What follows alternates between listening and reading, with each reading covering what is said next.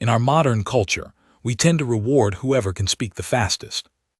We have been conditioned to mistake a quick comeback for genuine intelligence. When you don't respond right away, people often assume you are just confused. In reality, there is a massive amount of hidden power in that silence. Psychology shows that this delay isn't slowness, it's actually high-level mental filtering. Rather than reacting on pure instinct, your mind is running data through complex checkpoints. Imagine you're in a heated meeting where everyone is shouting out their first thoughts. You stay quiet, not because you're lost, but because you're busy finding the deeper pattern. This is a process called elaborative rehearsal. It's when your brain actively links new information to things you already know. While others react out of habit, you are prioritizing the accuracy of what you say next. Of course, this creates a social friction that makes the silence feel heavy. It's easy for people to misinterpret your stillness as a lack of confidence. Under that pressure, you might even start to feel like you're failing at the game of charisma. But the truth is that your brain is simply running a more sophisticated operating system. You are trading a cheap ego boost for the long-term power of clarity. Think about the last time someone forced you to speak before you were truly ready. Did that rushed response represent your true self, or was it just a performance? Choosing not to react immediately is an intentional way to lead with logic over reflex. To understand how this unique wiring works, we need to look closer at the internal engine. You might see someone staring blankly and assume they're confused or simply not listening. But in psychology, this pause is often the signature of a trait called depth of processing. It means the brain is specifically wired to run new information through a massive internal library. It doesn't just hear the words, it scans for patterns and past experiences all at once. Imagine you're at a dinner party and someone asks you a deeply personal or philosophical question. While others shout out the first thing that comes to mind, your mind starts a search.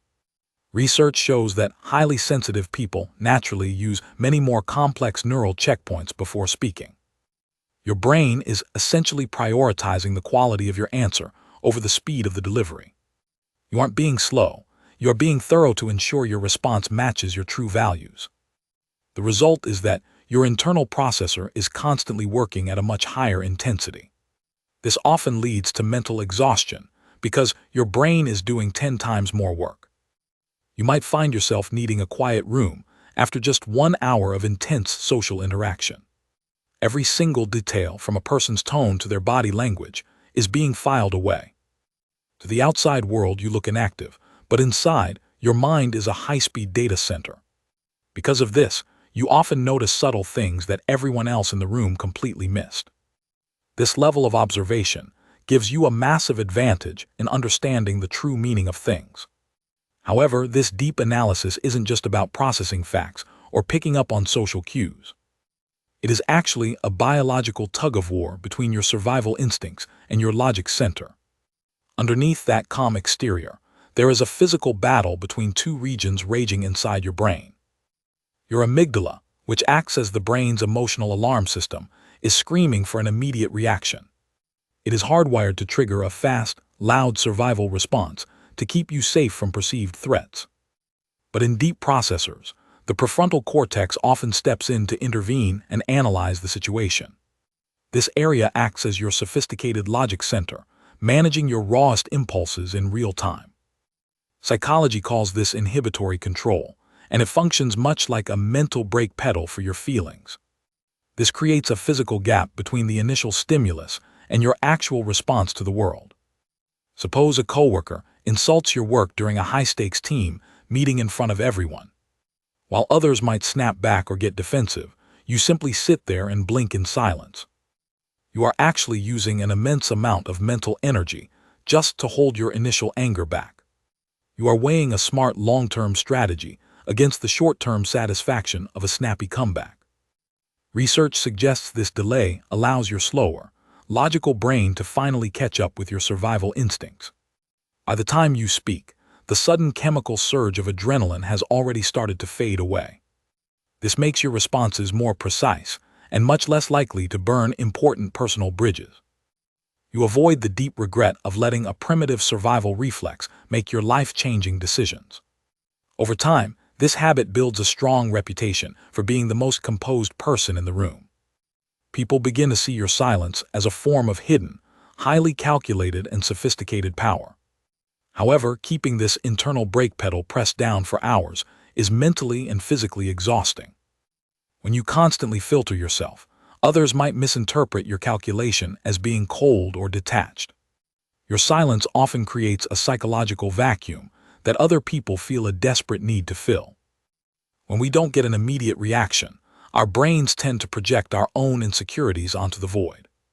If you don't offer a quick nod or a smile, the other person begins searching for a hidden motive.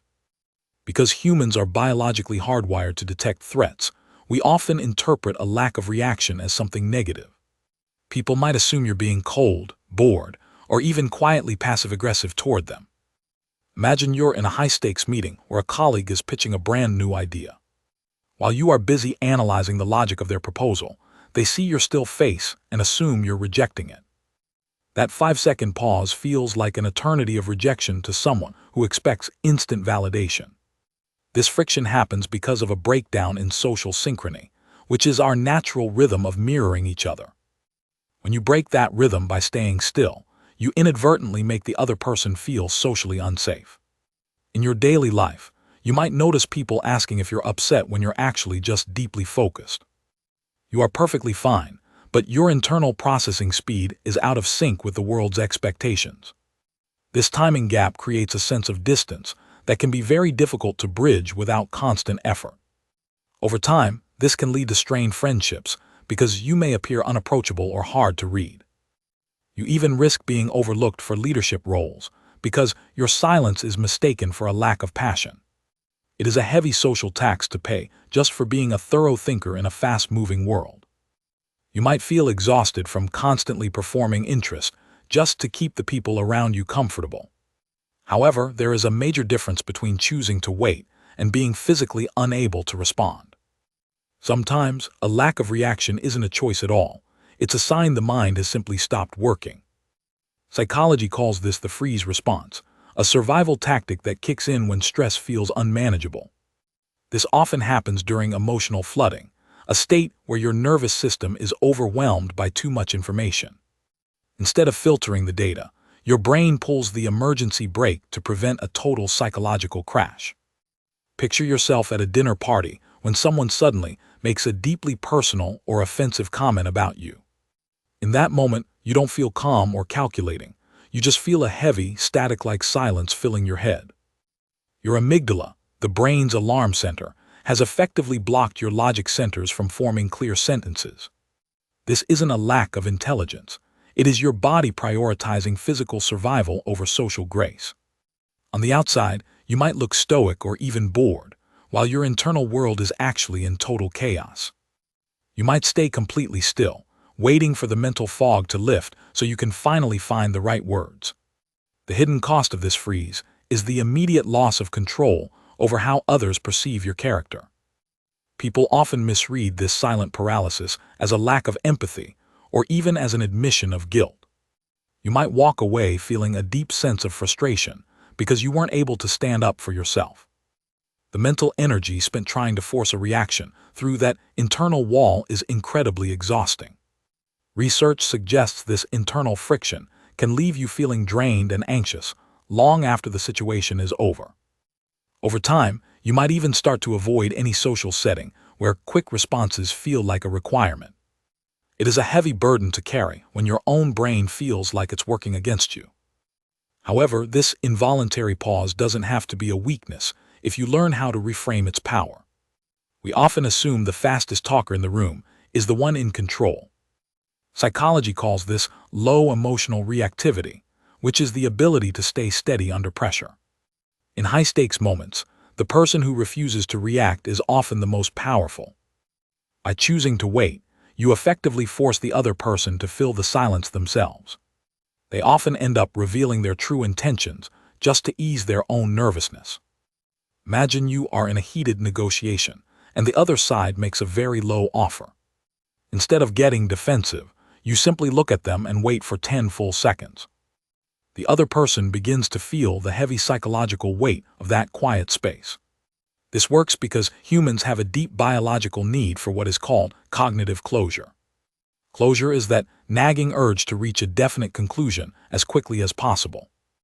Because you denied them that resolution, their brain starts working overtime to fix the tension. They might suddenly offer a better compromise just to stop the discomfort they feel. Your delay has shifted the power dynamic without you ever having to raise your voice. You are using that time to stay calm while they exhaust their own mental energy. This small gap prevents you from making impulsive mistakes you might later regret. While they react to raw emotion, you are busy responding to the facts. You may have always worried that your silence made you look unsure or even weak. In reality, you are showing a level of mental discipline that others find incredibly intimidating. Mastering the pause is about much more than just winning arguments or getting a better deal. It is about finally learning how to own your own tempo in a very loud world.